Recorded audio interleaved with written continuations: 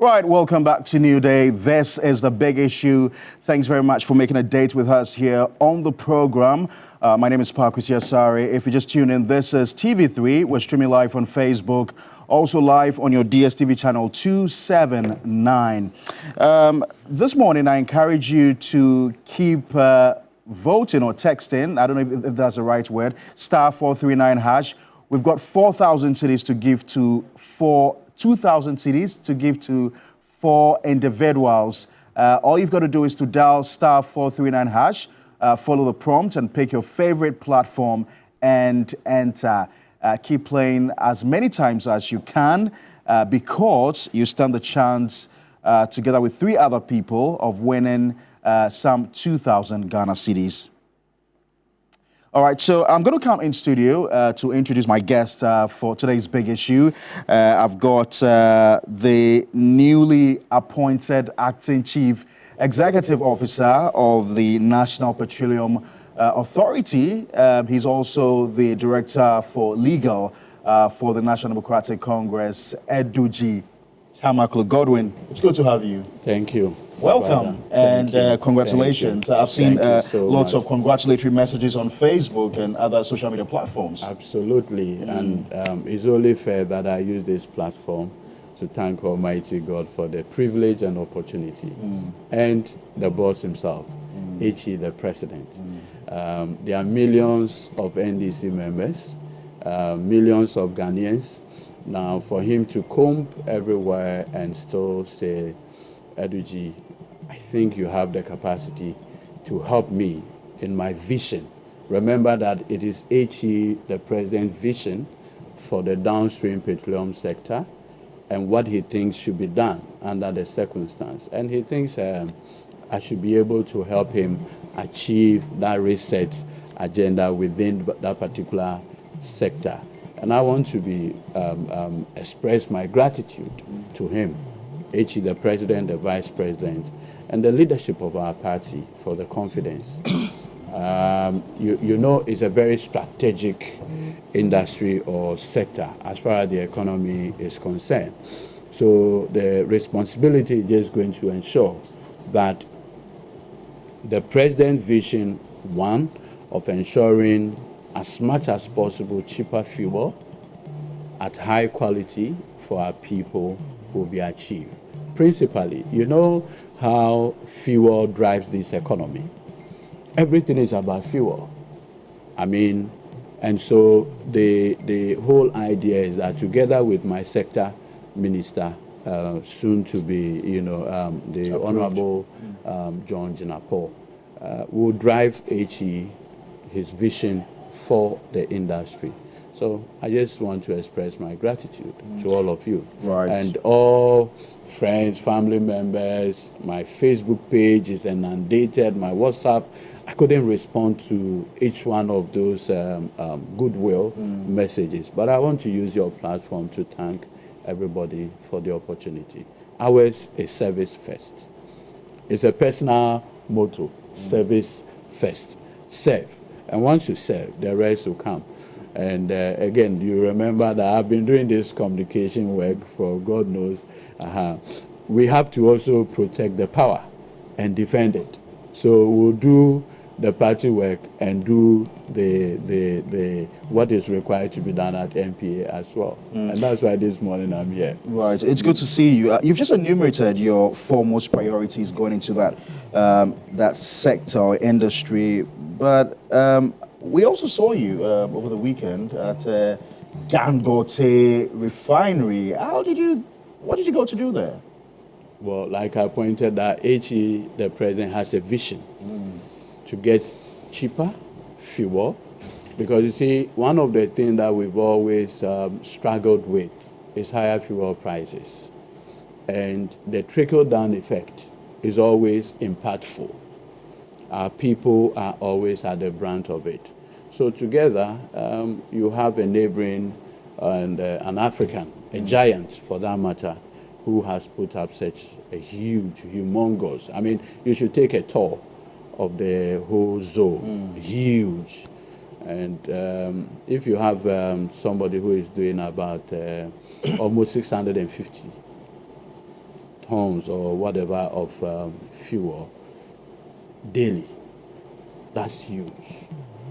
And you want a situation where Ghana, Nigeria collaborates to ensure that ultimately we'll have cheaper fuel, but high quality. Remember that what we do or will be doing will be the issue of regulation to ensure that the right thing is done. So you want to go there and inspect what exactly is happening before you, even if there will be you allow something of that nature to come in, you do that. At the right time, I think we'll have a formal conversation on this matter. Right. So you've hit the ground running. Let me introduce also Solomon Owusu, who is a senior communications communicator for the Movement for Change. Solomon, good to have you. Good to be here, Pakwese. Good morning to you. Good morning to you. How's your weekend? Not bad. We can't complain. We give thanks to God. Let me also use this platform to congratulate my brother Eduji. It's an appointment well deserved. He has fought very hard for it, and I hope and pray that he will have the strength to deal with the numerous. He has the capacity to do so, and I believe he can do that. We would help him because the point is that I am a businessman in the transport sector. Oh, okay. And the sort of cabal in that system, particularly the oil marketing companies, where majority of most of the pumps that you go and buy fuel, they have adjusted their pumps. It's a major issue if he's able to deal with. Beyond the high cost of fuel, how can someone go and say he's buying 200 cedis or 300 cedis worth of fuel or product, and the pumps will give him 150 cedis?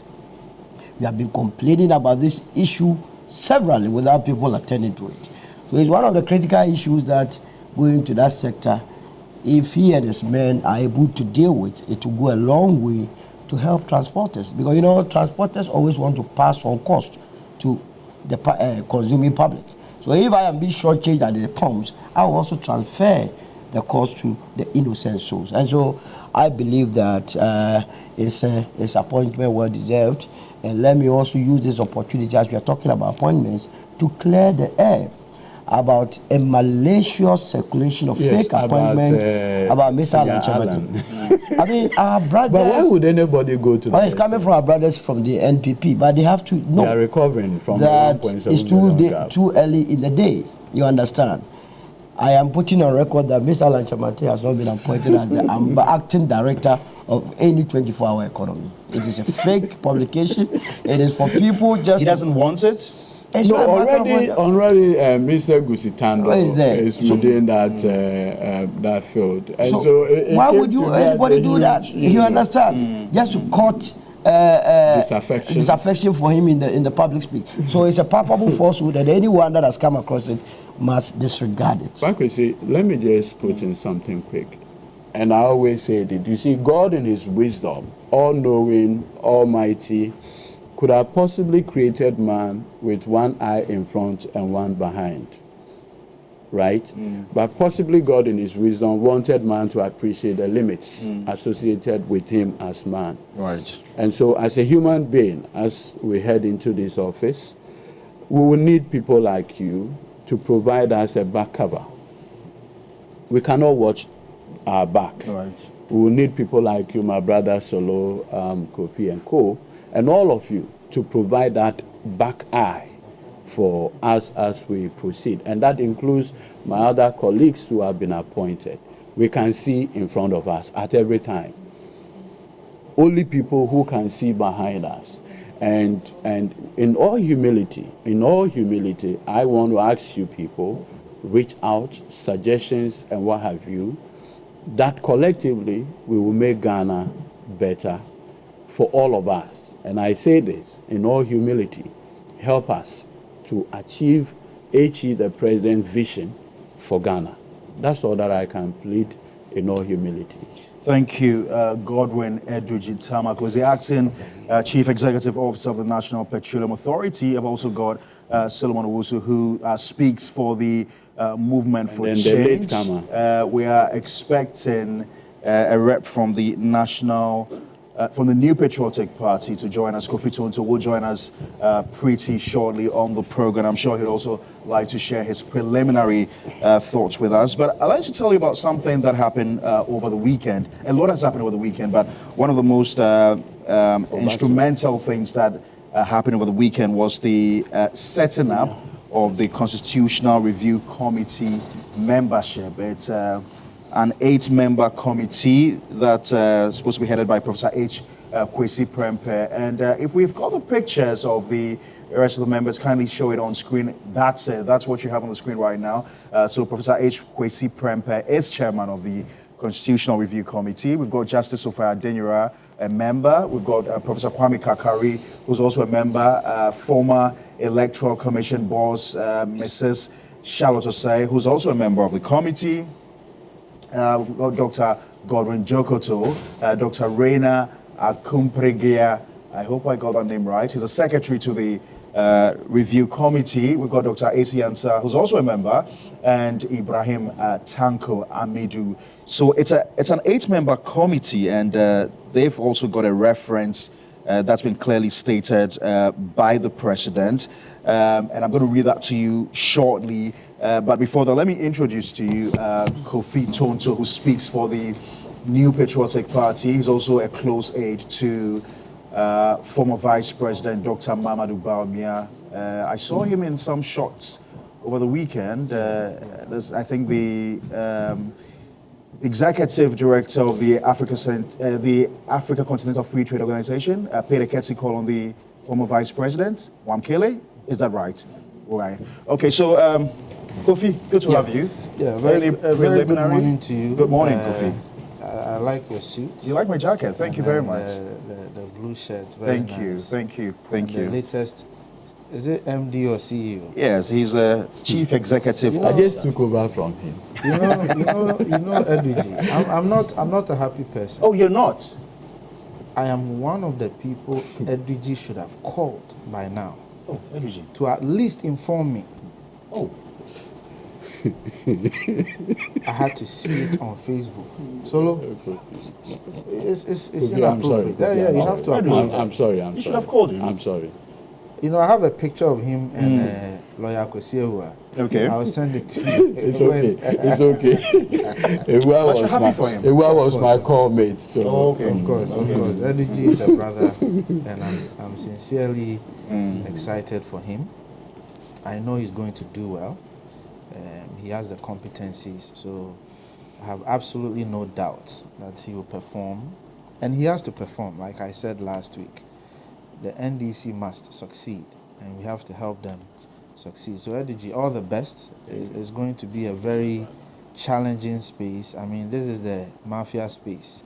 So you really have to be up to task and make sure you don't get easily swayed. Before you came, I was saying that I will need your 2 eyes as my back eye. Oh, right. Certainly. Yes. Certainly. So that I know my back will be covered. I mean, that's very important. Right. And I say this with all humility.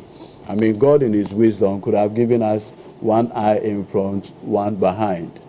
But he wants us to appreciate our limit as people, as human. And so I'll need yours to provide that cover for me. Certainly. So provided you listen.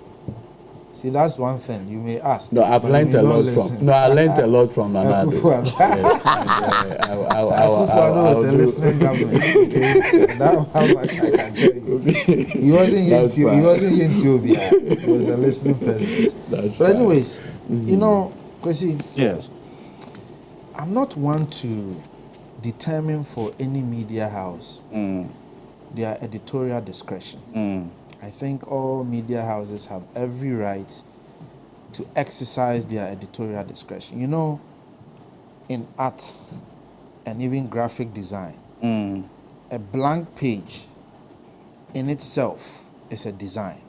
Right. So when a media house omits to comment or table a certain major issue to be discussed, it's also an editorial decision. And for me, this is perhaps the biggest morning show in the country. And I think TV3 should have discussed the issue that happened in Obuasi.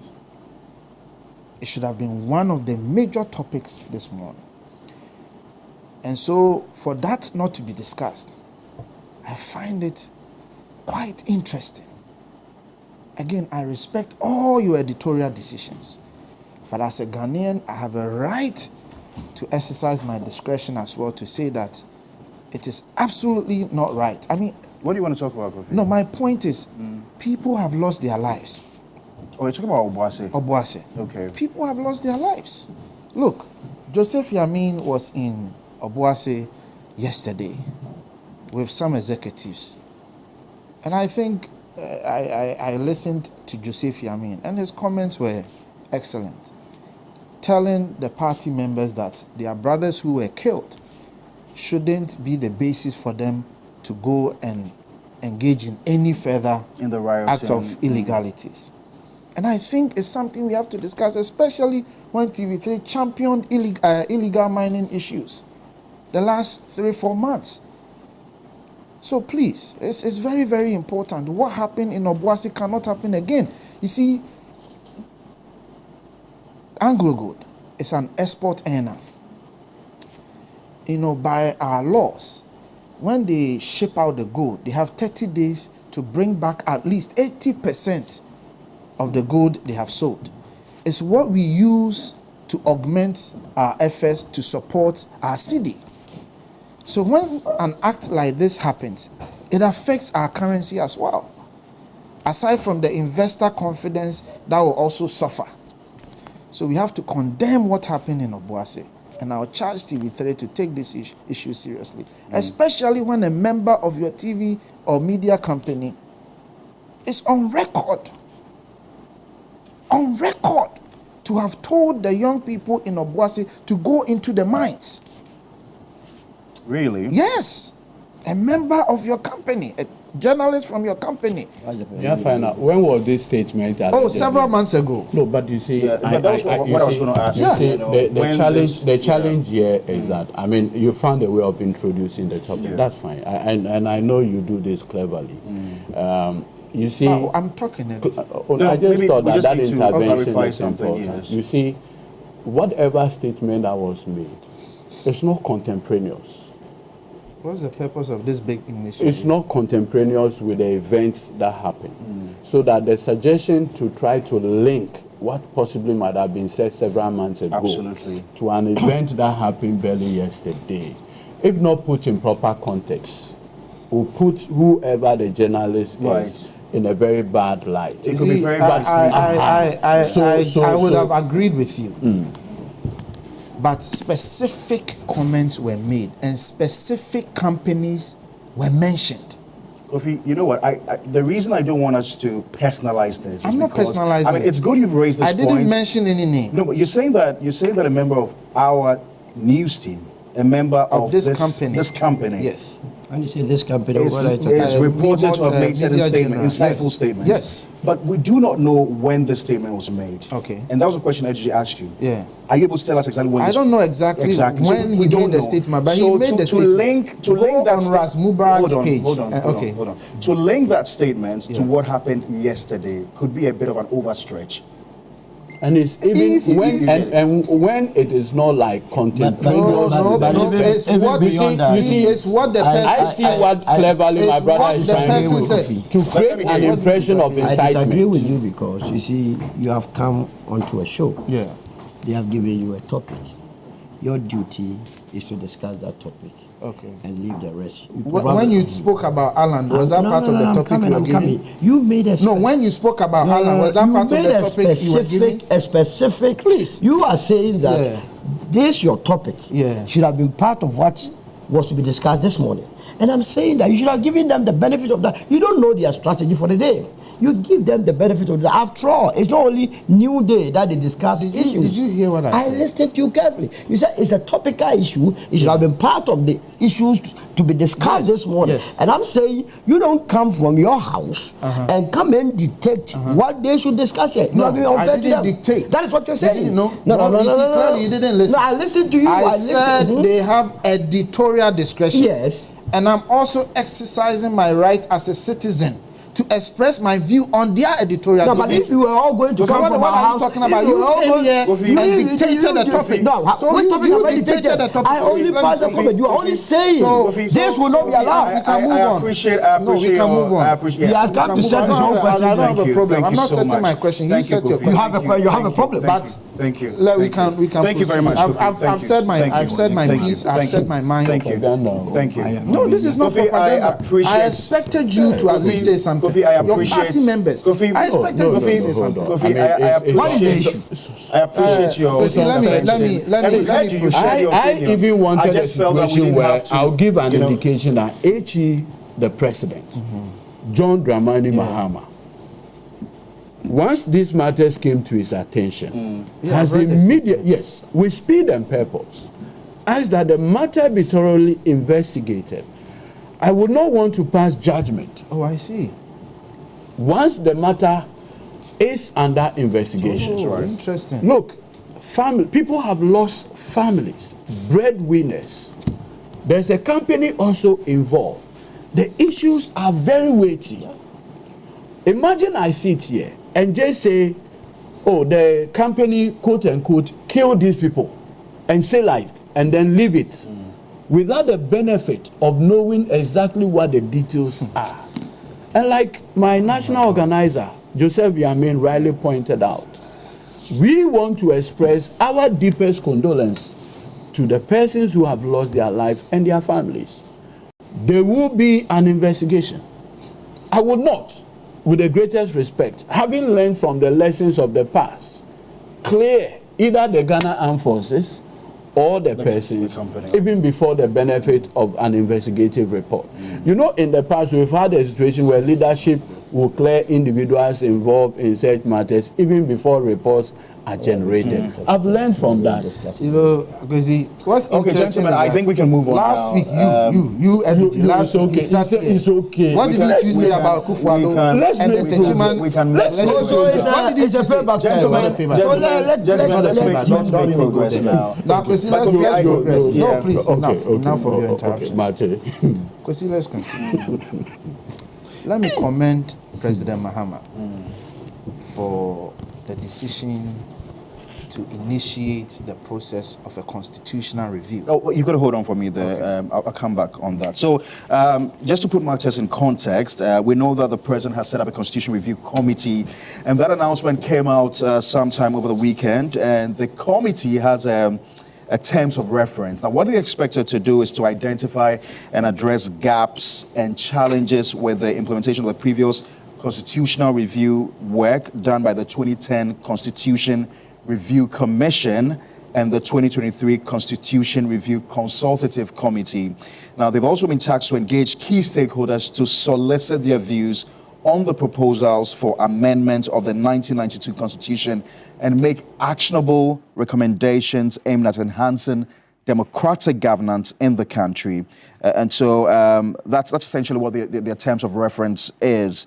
And just a while ago, I gave you a list of those who have been constituted as part of the team to be led by the executive director of the CDD Ghana, Professor H. Kwesi Prempeh. So, yeah.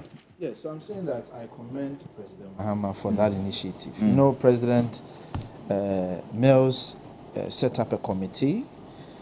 I know in 2023, a committee was also set up to do some work. I don't know about President Kufuor, but I know President Mills, President Kufuor, they've all done some work in this regard.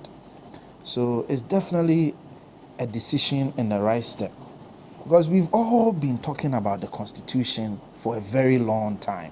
In fact, His Excellency, the former Vice President, Dr. Alhaj Mahmoud Bawumia, in his manifesto, pledged that he wanted to review the Constitution to change the focus of it towards creating a society that we all want. So it is absolutely in the right decision that President Mahama wants to do that. And then he's giving them 5 months.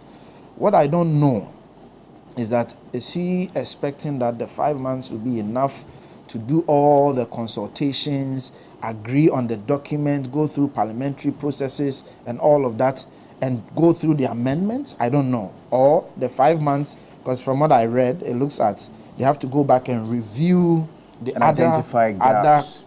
documents prior and identify gaps and close them. What is even more refreshing is the team he assembled. You know, H. Kwesi Prempeh is someone I have vehemently disagreed with on platforms, especially social media, vehemently. But it doesn't change the fact that he's one of the most competent persons we have in this country. One of the finest. One of the finest, especially constitutional review issues, democratic issues, etc. Madam Sophia Adinyira, former Supreme Court Justice, excellent brain. I think Professor Kakari, and then you know, and all of them. Quite a balanced team. You know, even though Edigi, there was the young guy who's the secretary.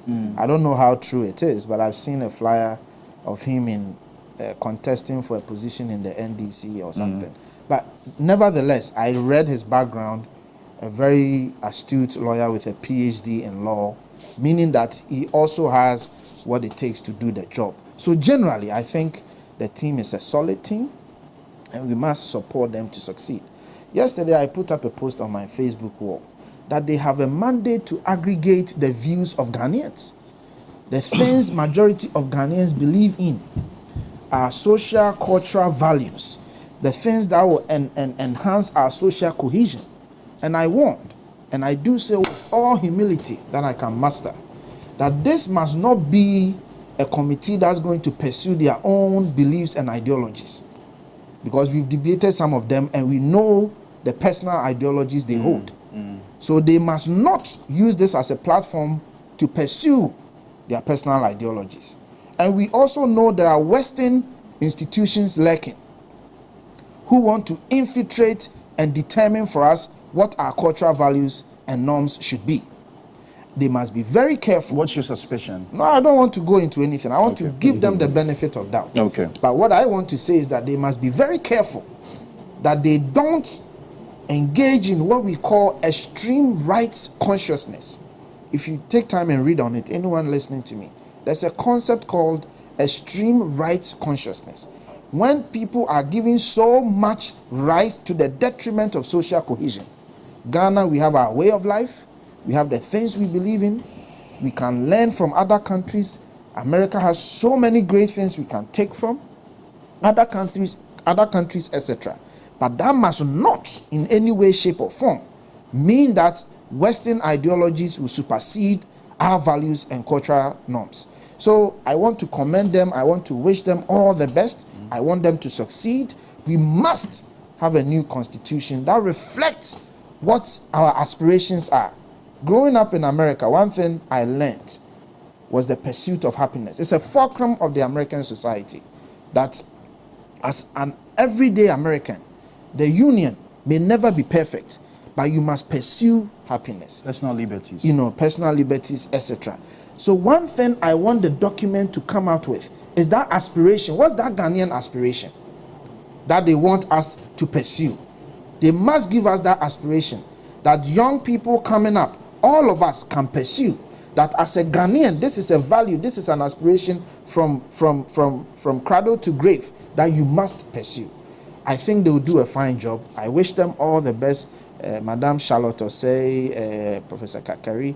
I forgot the other names, but the ones that I've mentioned, and all of them, I think, have what it takes to give us the document we are looking for. So a decision in the right direction. Kudos to President Mahama, and we wish all of them the best of luck. Thanks, Kofi. Let me hear from you, Solomon. Well, I have a totally different opinion about what has happened, in the sense that on the 11th of January 2010, when the late Professor Mills, may he so rest in peace, was establishing the Constitutional Review Committee, he tasked them with the same mandate. I mean, nobody in this country can convince me that Professor Albert K. Fiajo was not an astute professor. In fact, he's a professor emeritus when it comes to public law. And the content or the membership of that committee were people of stature. Talk about Apia Minka representing the New Patriotic Bloc, Osaberima, the Uguamahini, Osaberima, the Uguamahini, you are talking about Kumbuna, Yiri, and all these people. I think about representation. About representation. So, I think it's if you are talking about the constitutional review of 2010, it was so balanced with people that were knowledgeable. Yeah, I get your point. And they did a fantastic job. A fantastic job. In fact, we were on the roadmap to getting our constitution reviewed. When they submitted their report on the 20th of December 2011, what they said as part of their recommendation, that they knew that 2012 was an election year, and so it was going to be difficult to implement their recommendation, and that they should wait for the next president, that's 2013, to implement. So I believe that we missed the opportunity of implementing what Ghanaians thought was the right way our constitution, or the form that our constitution should take. I did not know what prevented then President Mr. Mahama from implementing what was contained in the Constitutional Review Committee's report. I've read it, beautiful. The suggestions, government also came in with their own responses to a lot of issues. You understand? Mind you, we expended $6.3 million for these committee members. For that job. For that job. Wow. To be collating views and to be looking at gaps within the Constitution. They traveled outside the country, they traveled inside the country. And so for me, if there is going to be anything at all, Professor Fiajo, I don't remember he's dead. He's still alive. He's still alive, yeah. With the exception of probably Mr. Apia Minka. The rest of the members are still alive. Now, fast forward to the 28th of April 2023, when the parliamentary Ministry of Parliamentary Affairs established their consultative review. Right. There again, the members, some of whom were members of the Constitutive Assembly in 1992, also did their work. It costed the country about 3 million Ghana cedis or so. So add that to the $6.3 million that I've already spoken about. Go and look at their conclusions. It's not a distinct departure from what we had earlier. From what we had earlier. So if I look at the terms of reference of this committee, they are to go and what? Identify. Gaps. Let's say identify what gaps and challenges with implementation. So to my mind, if this is their terms of reference, then the people who are better placed to do this job are those that did the 2010 constitutional review or formed the 2010 constitutional review committee, and those of 2023, let them come what actually worked against your effort in implementing this constitution. When you Maybe they'll be invited. So I think Maybe some of them will be invited. no, but all these members you are talking about, they played a pivotal role in these periods. Professor H. Mensa submitted his views, all members who are with it. So for me, it is about, it's more or less like starting everything all over. When we have expended so much, I get you. $6.3 million is not a joke. $3 billion only last 2 years is not a joke. And we are a country that do not have enough, as we have been told. Unless there is so much money, you just came out of power, so you can tell me more. That there's so much money sitting there that you come and lie to us. But the truth of the matter is that... So are you introducing a new topic? No, it's not a new topic. I only asked. This morning, you go ahead. Why were you late? You have to find out. I'm beginning to suspect you. I was in traffic. So, I believe that I am not so much comfortable with introducing totally new elements. Well, like the institutional memory. I mean, we have to begin to do things differently. Where we got to was implementation. As for the views, opinions of people reaching out to people, it has been done. The consultation has been done. I get your point. So you don't have to reinvent the wheel. And this time around, it must not be business as usual. For so long, we have been talking about the fact that whether or not the president should pay taxes. We all agree. I'll come back to both of you to find out exactly which elements within the Constitution you think should be reviewed. But, Eduji, let me take your preliminary thoughts on this. Solomon seems to raise very pertinent issues and concerns. I mean, this is something we saw being done under President Mills. It continued through under Nana Akufo-Addo. Over $6 million spent on all these, and then we're having to come back to do something again like this. Of course, it's not a refresher. It's just trying to consolidate what has happened in the past, identify gaps, and the challenges moving forward. Okay, so as Riley pointed out, I have a personal association with the Constitution Review work because then as a student at the law faculty, now the Ghana Law School, University of Ghana, I was one of the persons recruited to do the facilitation as a young student then. At that time, You've been around for long. Yes, that was 2010.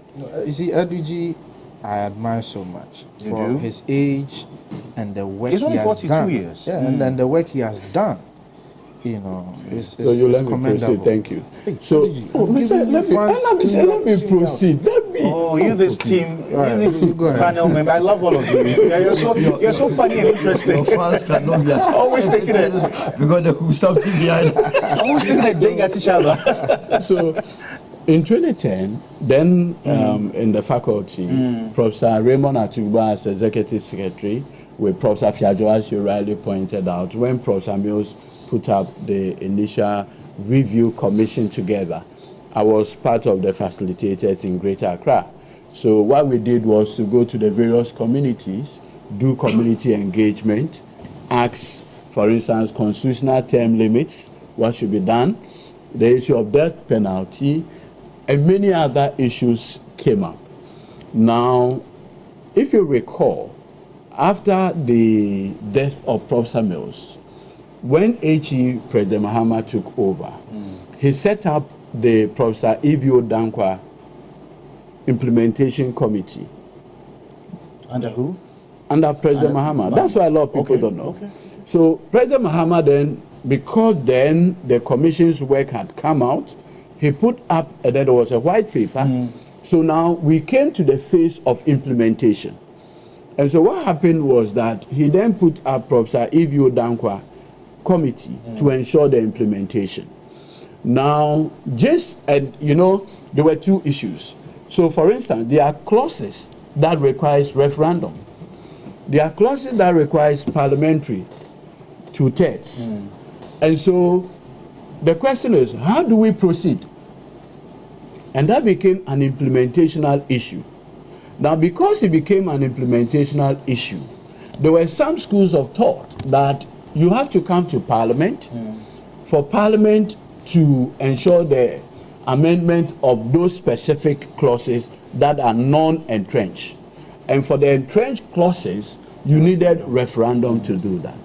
So just when the matter went to Council of State, went to Parliament, there were serious debates. Then Professor Kwekwasari, there is the distinguished Kwekwasa, law professor, then said, look, he had an issue with the mode of implementation among many other things. So he issued a writ at the Supreme Court. And so from 2015, the matter had been at the Supreme Court until the matter was decided. Now, because there were clauses that involves referendum, then 2016 election came. Now, you are going to burden the Electoral Commission with doing the District Assembly election, going to run a referendum, and also the 2016 presidential and parliamentary election. And so that is where the implementation suffered the stalling. Then HE lost the 2016 election. So the expectation was that since there was already an implementation committee led by Professor Evio Dankwa, the then Nana Akufo-Addo administration would have just taken it up from there and see what we could do.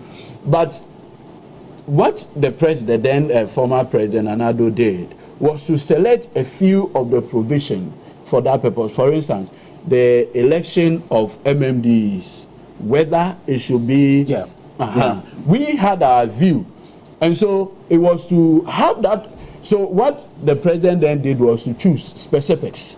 Pick and choose what provision and how to go. And they started first with the issue of the election, whether it should be on partisan lines or you select maybe 3, you give it to the president, they go through an electoral process. There were others who also felt that, hey, if Kofi Tonto becomes the Accra mayor by way of an election and he's, quote, an MPP person, would he want to work to ensure that the president achieves his so vision? that went to Parliament and suffered a defeat. And suffered a defeat because of the Supreme Court. Wasn't that one that the local government minister went through a whole process? Yeah, absolutely. And we're supposed to even vote on No, so that is why I'm saying that what the president did was to choose specific aspects which for included the implementation. MMDCs, whether or not they should be voted. Exactly. So instead of taking a holistic view, it didn't. Then I realized that subsequently, my learned senior, Clara Kasati, my tax law lecturer, they came out with another committee. I think it was chaired by her or something. Yeah, it was chaired. Yes, that's true. Yes. They also, it's work in progress. You see, I've always said, in the superior wisdom of the framers of the 1992 Constitution, what they had in mind was that they were creating a constitution that is organic in nature. So that the views expressed in 1993, compared to today, the views have changed dramatically. And so, if you want to live with this constitution, it becomes problematic. Now, if you pick the U.S. Constitution, which is over 200 years, how many amendments have they done? I think 24. I'm not or sure 25 or something. So it's gone through periods of modification. But you see, what they have done in the U.S. is that they have used a very strong U.S. Supreme Court to effect the amendments.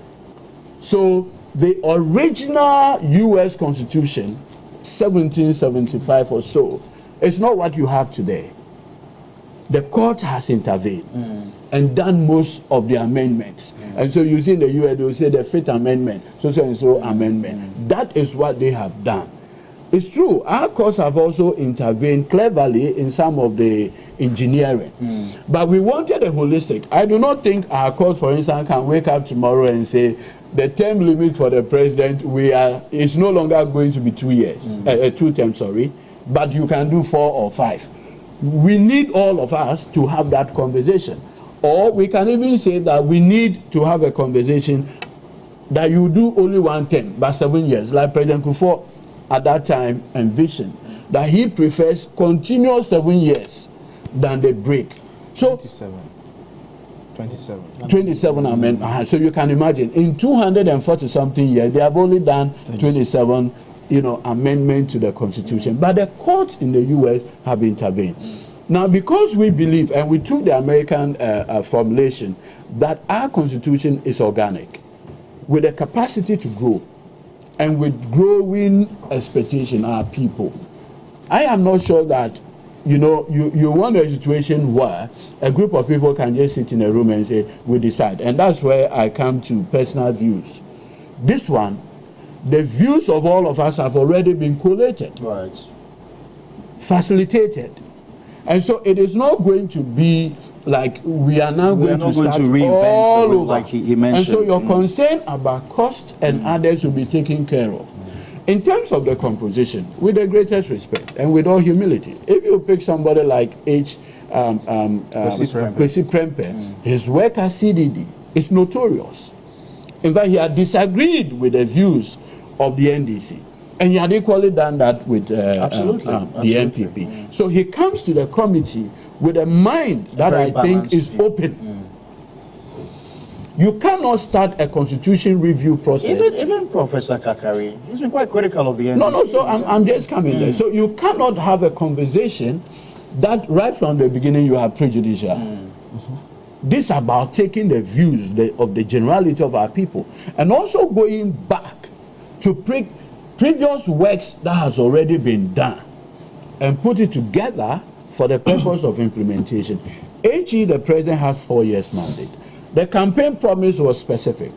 That will lead the amendment of the constitution process.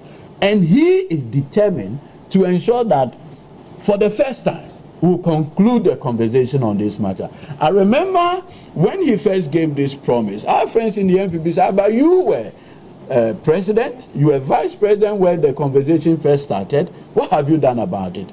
And I remember on this same platform making the point that it is not as though HE the president reneged on the work that could have been done, but for that Supreme Court court process. That is what stalled it. And by the time the work was done, we were into the 2016 election. And that's what brought about the challenge. This time round, with the Supreme Court having dismissed the matter in 2015, and with no roadblock, with bipartisan support from our friends in the NPP, I am very confident that H.E. John Dramani Mahama is going to get this campaign promise fulfilled.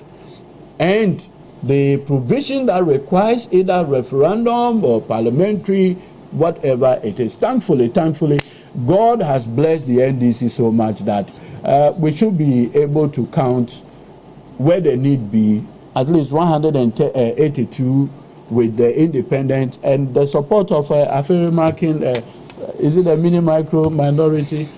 With their support, we should be able to get this constitutional, because those that require parliamentary intervention, we will. Those require the intervention of a referendum, we should be. And so I'm very confident. And the team of people that have been put together, Professor Kakare, as you pointed out, the Media Foundation for West Africa, they have always championed the issue of media freedom, the protection of media men, among other things.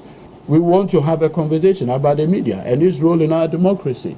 What form should it be?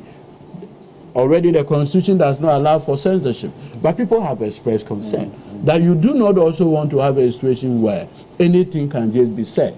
We need to protect. So what should be the conversation around the media? He will bring huge insight, huge experience from other jurisdictions. Her ladyship, Justice Sofa Adinra, distinguished There's one jurist. Dr. AC Ansa also. Yeah, the Dr. AC Ansa, and the Professor Godwin Jokoto. Right. He taught me at the law faculty as well. Even my LLM, he taught me at the LLM level. Very distinguished. My own very good brother, Dr. Reina, very good guy. And I think he is going to be secretary member to the committee.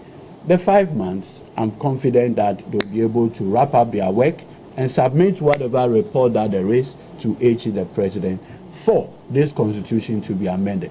32 years, right? 32 years. Yeah, 32 years. I think that we've gathered a lot of experience that we can all bring to the table to ensure if the constitution as structured now is not what we want, we can have a conversation. I mean, a Gen Z generation, they have their own expectation about how. And one of the issues during our initial work was that people felt that this constitution, as we find it now, was tailor-made. And so now they want a constitution that is more developmental. Yes. And so, that's the argument Dr. Baumian raised. Exactly. So they want a constitution that is, I mean, because we're on the field, doing the field work, one of the critiques was that, the constitution was tailor-made for for Chairman Rawlings. And so there was some greater concentration of power in one individual. Thankfully, all other persons have benefited from the concentration. People like Asiru Ketia were part of the Consultative Assembly. Yes, and in fact, I remember it's one of the things that my chairman always uses. I said, look, we're the people who put this constitution together with hairdressers and what have you. But, like I pointed out, one of the major critiques is that this constitution is not developmental oriented. And so we needed a constitution that will focus more on development. And that what we have currently was more about executive-led. Would you call it protectionist? No, you see, because let me come in. Maybe. I wouldn't say it is protectionist, but the critique has always been that it was tailor-made. And that now we should focus more on development. Hold on. Kofi, I'll find out from you which areas of the Constitution you think are not fit for purpose, with our current dispensation. But a lot of the times when parties are in opposition, you hear them talk a lot about the negatives of the Constitution. How come power is so much vested, enormous power is vested in one man, which is executive president, and so they call for constitutional reforms. But just when they get into power, like Eddie said, you know, they are seen to be enjoying the benefits of what they criticized. And for somebody like Nana Akufo-Addo, who, you know, has championed our democracy, is known as a freedom fighter, you would imagine why he would have 8 years and not push for a holistic review of the Constitution, but only to look at it from a very narrow point of view, which was, you know, in the election of MMDCs. Why would he do that? You see, first of all, we can go back to why anyone did what. It won't really solve the issue. And that is why when I started commenting, I commended President Mahama. Yes. Because you see, I wanted to demystify the issue and take the politics out. But the moment I begin to answer why President Akufo-Addo didn't do the holistic thing that you are referencing, I can equally go back and say that, yes, the NDC had a legal issue, but they also had 8 years. They could have done it. The bottom line is that it's being done. Let's all champion the reason, the fact that it is being done. And let's support that decision so it becomes successful. Now, on the point that I wanted to make, look, I think we all criticize the Constitution, but I think sometimes you have to be fair to what it has also been able to achieve. You know, largely, the Constitution has entrenched our democracy. The very things that people may even see to be excessive powers to the executive may have their benefits as to why we are benefiting or we still have the democracy we have. You see, when you have a teething democracy, it's important that you put in place certain clauses to protect it. I think the Constitution perhaps has lived or has outlived its usefulness. But that is not to say that it wasn't useful at any point. It served its purpose by entrenching the democracy. Now it has outlived its purpose. Let's bring in the relevant aspects of what we have become as a society. Because the Constitution is a living document, really. So it's always going to grow. Even when we have a new Constitution, I challenge you that 5 years later, there may be a need for amendments again. You get what I'm saying? Are we seeing true and effective separation of powers, but that's what we are doing checks now. and balances? Is it about time, you know, we review that aspect that allowed for, you know, a certain percentage of ministers to come from Parliament? So for me, I think we've had a reasonable level of checks and balances. Yes, of course, there are excesses. But let's not create the impression that we haven't had. The Supreme Court, yes, with all their challenges, have been fairly decent in their job. The executive have had several challenges, but they've also done their bit. Parliament, several challenges, they've done their bit. And that's why I said the Constitution is a living document. It's going to continue to grow. So yes, we've had some degree of separation of powers, but then that linkage between the executive and Parliament by way of the executive having to appoint 50% out of Parliament, I think it has its challenges. You know, I think if we get to a point where we can separate it, it will be helpful. But we need to really look at it very carefully. You know, last week I came here and I debated the issue of optics and substance. We shouldn't do things just because we want to do it, just because people are speaking against it. And that is why I think this committee must do the right job and say that, okay, we've asked the president to take 50% of his ministers from Parliament. Is there any value in that decision? Has it really been helpful? Can we glean something out of it? Or overall, we haven't benefited, so we should scrap it. That is the level of work I'm expecting the committee to do. And shouldn't be a blanket wholesale of this is not good because everybody is saying it's not good. No, that wouldn't help us. So I think we have a living document. It's going to grow even after this amendments that we are going to do. And so we should cherish the work the 1992 Constitution has done, abate its challenges. I think it's done some good to Ghana. So look, on the issue of appointment, should the president, for instance, continue to appoint the Inspector General of Police? I mean, largely since 1992, we've seen some state institutions, the heads of some state institutions, enjoy security of tenure, like that of the Electoral Commission boss, for instance. I mean, he worked across political parties until, in the last government where we saw the EC boss being removed from office, which some refer to as an assault on our democracy. Should we begin to tinker all these things? Yeah, we need to do that, especially when our body politics is so polarized. You know, when a president appoints, it creates the impression to party supporters that it is the president or the party that brought the president to power, so they can do anything that pleases them. So we need to think about it. Because you can also not do it in isolation. You must also bear in that the president also needs security. He has to be sure of those that are protecting him. Right. So there has to be a balance. If the president is going to appoint, then we must have a strong council, police council, that would, as it were, give the policy direction to the IGP to be operating. That seems not to be the case, because if you go to the police council as well and look at the composition, it's as though it's an offshoot of the government. If there is something that could be done to the various councils managing these institutions, that is where we can have some liberations. Either than that, it will continue to be business as usual, with provisions like whether or not the president must pay taxes. He has to. Oh, you think he has to? Why do you think so? Why? You are equality before the law. You are saying that the president is as equal as me. Leadership by example. The ordinary man is paying taxes. Why are you not paying taxes? So that if you pay taxes, mind you, policies emanate from cabinet.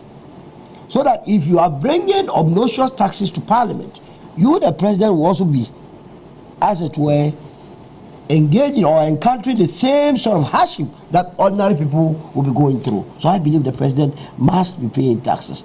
The last time they did the constitutional review in 2010, if you read some of the reports, I was not happy with how they wanted to smuggle homosexuality into our constitution. Really? Which? No, the constitutional review, one of them was that they shouldn't make it a law, but rather the Supreme Court at any given time must be the one to determine cases involving homosexuality. The Ghanaian cultural values and norms abhors it.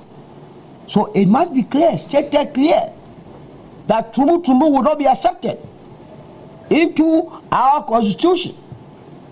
And no matter what, and I like the angle you came from, that external pressure must not force, I don't know whether external pressure forced you people not to sign anyway, must not force anyone to smuggle that provision into our constitution. Now the issue of the National Development Planning Commission, we have to take it very, very serious. The role they play in our governance structure. There seems not to be continuity. This government comes in, brings but how do you have a functioning National Development Planning Commission when you have a very polarized political system like ours? How does it work? That is why their role, I am for independence of the National Development Planning Commission. So that they enjoy security of tenure. Absolutely. So we have very neutral or balanced people. Exactly. All that. And then also a focused policy. Yeah. That you cannot just come. America as a country has a foreign policy. You can't just come today and say you have changed your foreign policy. It is there. What is our national agenda? That national agenda must be pushed by the National Development Planning Commission and not by partisan politics. Can you imagine if we had the National Development Planning Commission whose policy direction was for free SHS? It is there for everyone to know that this is where the country... So the difference will be with the implementation. Absolutely. So we need them to operate and operate effectively. And also how we rope in our chiefs to play a very pivotal role in our governance structure. How is it that the president can, as it were, give out licenses for mining or mining leases and so on and so forth without the approval of traditional authorities? The custodians. Because they are the custodians. Someone is in my village. The chief is there. The next time he sees someone comes from Accra with a license that have been given a license to come and mine in your area without the chief's involvement. So we need to make them an active participant in our governance structure. And any other, after the MMDCs is been discussed for all, when God knows, since 1996. Everyone promises that when we come, we will elect them. But I like a proposal that was put forward, that amongst the party, if you don't want it, that wholesale, elections, if it is MBP or NDC or Movement for Change that is in power, because we are going to come to power in 2028, let us nominate, put forward. Who will be your candidate? Mr. Alanchebate, 5 personalities. So you understand? You are already selecting Alanchebate without allowing. Are you not selecting Baumia for MPP now? Without for with this abysmal performance, you are even trying to force it onto the people, the MPP. Why don't you like this? This abysmal performance never seen in our history. The violence He wants to distract me. I'm not going to allow that. Let's talk about. No. Let's talk about abysmal performance. Let's talk about abysmal. Your candidate is running. You even 40,000 votes you couldn't get. Yesterday when they were looking for him at Even 40,000 votes you couldn't get. He couldn't go. Even 40,000 votes you couldn't get. The man is so Cheddar. No. Your man spent close to $1 billion Ghana cedis. If I had spent $1 billion Ghana cedis, I would have gotten more than 45%. I would have beaten. If I had spent $1 billion cedis, I would have gotten more. Address me. It's a complete. Please address So me. the truth of the matter is Thank that you. Go ahead. you understand. We need to rope in the chiefs and get all of them involved. In terms of, like I was talking about the MMDCs. Yeah. A party puts forward like 5 names. You've got to make this snappy for me because I like us to look at the These final 5 names issue must about go the- through taking me? the Public Service Commission to be interviewed and pruned down to 3 or 2 so that we vote for any of them. Okay, that's that would fine. be a Let me hear you. beautiful Let me hear you. rendition. I think that, I mean, there's a certain consensus even on this table what the way forward should be. And like I said, we did a facilitation in Greater Accra. I remember in those days. The controversial issues, the issue about the president paying tax, I mean, there was that level of overwhelming. I mean, the ordinary person wants them. You should pay tax. Yeah, the ordinary person wants the president to be associated with that's fine. the experience they are going That's through. the experience. You also have a situation about whether the president, the majority of his ministers should come from Parliament. Right. And the constitutionalists were of the view that if we want to achieve real separation of powers, and the member of Parliament is a member of the executive, how is he going to check himself? Do you get it? They all want to catch the eye of the president. And so, Exactly. So the truer sense of checks and balance may not be achieved when you have a situation where the people that the president is appointing are supposed to be the people to check him. But again, you cannot have true separation. I remember U.S. Supreme Court Judge Justice Frankfurter many years, about 80 years ago, make the point that you want to look for separateness, but interdependence, so that you can achieve a working relationship with the 3 arms of government. You want to find out. The other issue had to do with whether or not there should be a limit to the number of Supreme Court justices. The U.S. Constitution does not place limits or a cut. But in America, they have agreed that they will maintain only the 9. By convention. And so therefore, replacement of the 9 is always a contentious matter in U.S. Extremely contentious political issue. You understand? Because of the things associated with the justices of the Supreme. So that is a matter that came out strongly. Must we place a limit to the number? If you recall, even when Joe Biden became president of the United States of America, he quickly put together a committee to look at the U.S. Supreme Court. Do you know why? Because when he became president, the tilt was against the Democrats. Right.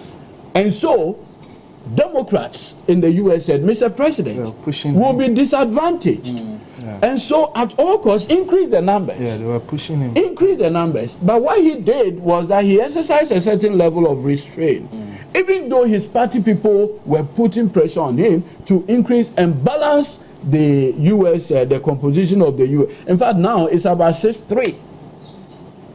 You understand? 6-3. The Republicans have about 6, and the Democrats only have 3. I don't know if this is a digression, but if even in America, people believe that just merely because Trump appoints somebody to the Supreme Court is likely to it's a huge favor of Trump. And you see, it is not a belief. It is not. It has moved from perception to reality. So it means that the Supreme Court rules on political lines. Is that what it means? Let me tell you. The issue, you recall, either the state of Colorado removed Donald Trump from the ballot. Yes.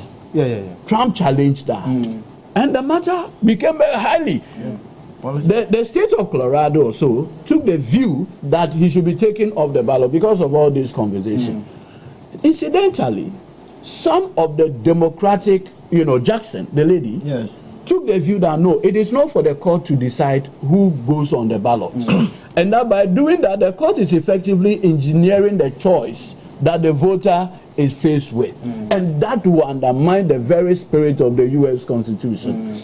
Many of the others that Donald Trump was involved, the likes of Gorsuch and others who were Republicanly, all voted to reverse those lower court decisions, basically paving the way for. And so in the U.S., and if you read the commission's report to President Biden and the findings, there's no term limit. I mean, there's no limit. We in Ghana, for instance, ensures that our Supreme Court judges go on retirement at 70. The U.S., once you get there, until you die, you understand, or for any other reason. We 70, or when there are stated grounds on which you can be removed. Other than that, you are there.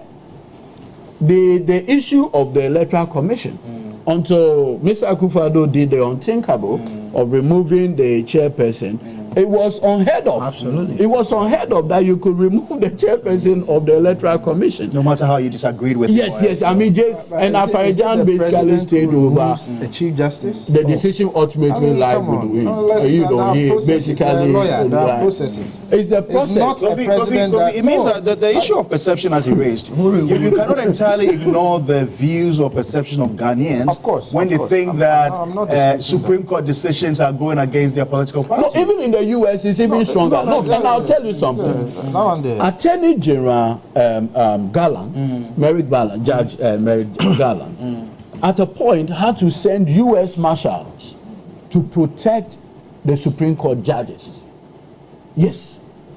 It got to a point where the Supreme Court judges were being protected by U.S. Marshals.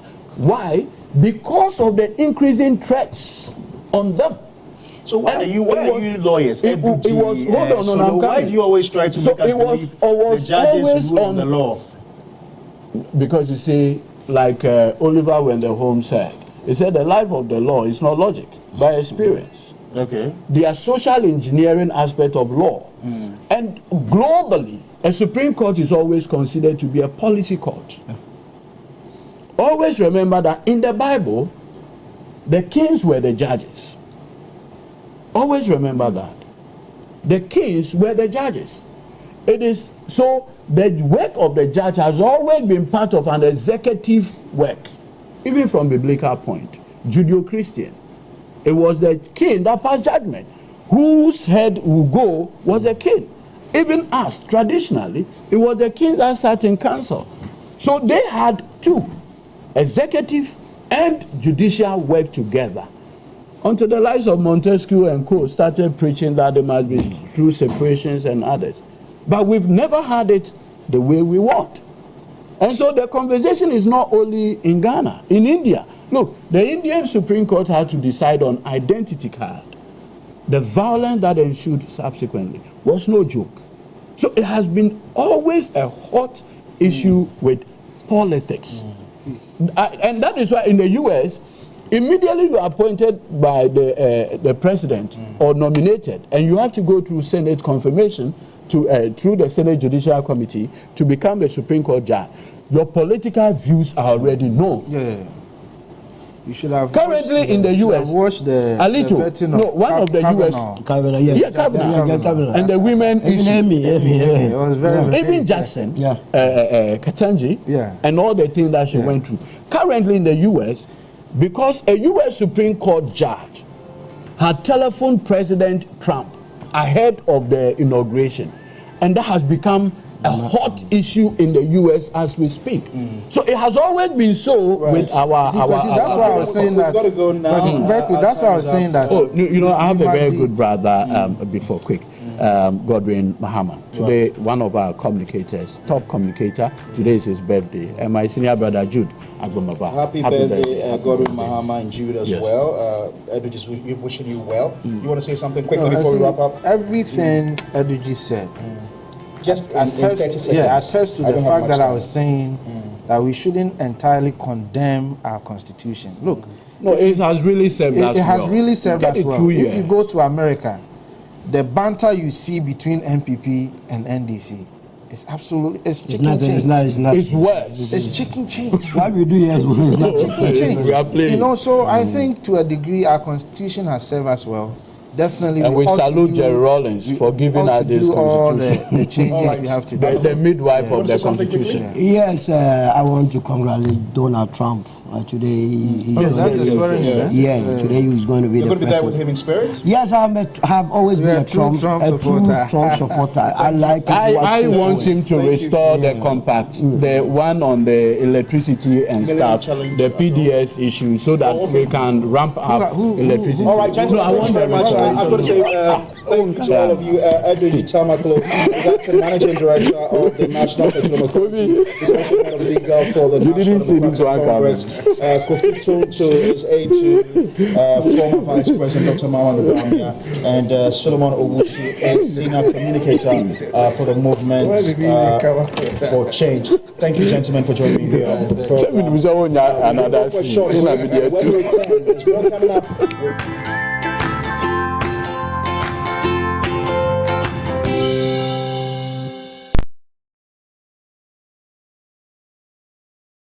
Santex and Crown Paints. Excellent paint that is resistant to peeling, mold, algae, and fungus. It comes in a wide range of colors with high opacity, high spread rate, and dries fast with no afterpaint stench. Santex and Crown Paints are distributed by Bamson Company Limited. Locate us at Sickens House, Old Fatima Road, South Industrial Area, Accra, or any of our branches in Atabraka, East Legon, Tema, and Adum in Kumasi. Call or WhatsApp us on 0573839640. Santex and Crown Paint. It's not just paint, it's personal. One upgrade is nice, but a double upgrade is amazing. And that's how we do it. Upgrade today to get even more with Step Up. If you're on GoTV Max and upgrade to GoTV Super, you'll get way more with GoTV Super Plus. It's so cool. Get big value. Get big entertainment. Very good. Perfect! Upgrade and get even more with GoTV. GoTV. Love it. Based on a recent survey, more than 52% of Ghanaians agree farm animal welfare is important. 65% of Ghanaians believe hens live happy and simple lives free from needless pain. But in reality, they are trapped in tiny cages, subjected to stress and suffering their entire life. There is, however, a better way of preventing them from going through unnecessary pain. Imagine a world where hens are able to roam freely. Give hens the lives they deserve and say no to hen suffering.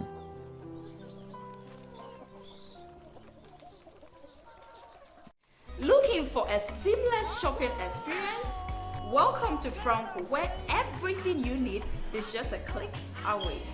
Shop the hottest deals and unlock amazing discounts on our products such as mobile phones, refrigerators, washing machines, Franco air conditioners from 1.5 horsepower to 2.5 horsepower, Franco television from 32 inches to 100 inches, CCTV cameras, laptops, and many more. Download our easy-to-use mobile app. Visit our website at www.francotrading.com. Call the numbers on the screen for any assistance and enquiries. Franco, home of quality mobile phones, accessories, and your home appliances. If it's fire clothes, now wash your feelings and then my pride. Tango prime, wash by my creamy.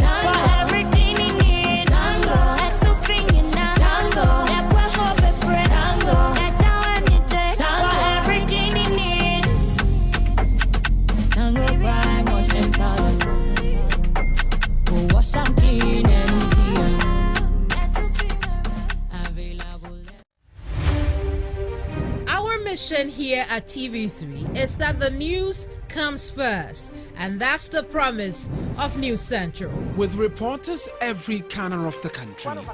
Consignment to attend their action. Team production, hidden lions. And experts across the subjects that affects you the most. We stay across the big stories that impact you the most as they break, develop and evolve into major national issues. With all angles covered across the country and across every subject.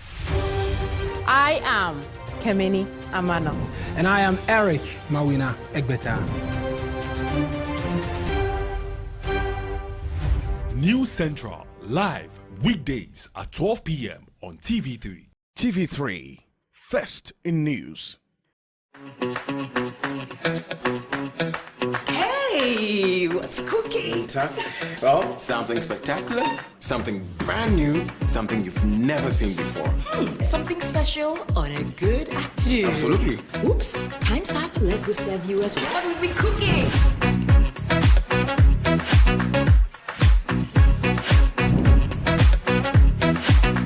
Tired of the same old daytime TV? Do you crave something more exciting and unpredictable? Then buckle up. The afternoon show is here to shake things up. Yes, Mondays to Thursdays, we will be your guide to everything that matter in your world. We've got the latest in the trends, in the news, entertainment, health, business, sports, and interviews with your favorite celebrities and experts. Now that definitely sounds very exciting. So, ditch your remote and join the revolution. Get ready to experience the best screen time one afternoon at a time with me, Godwin Number. And Anita Ikia Ikufu right here on The Afternoon Show. The Afternoon Show, every Monday to Thursday at 1 p.m. only on TV3. Brought to you by Kivo 4-in-1 Gary Mix.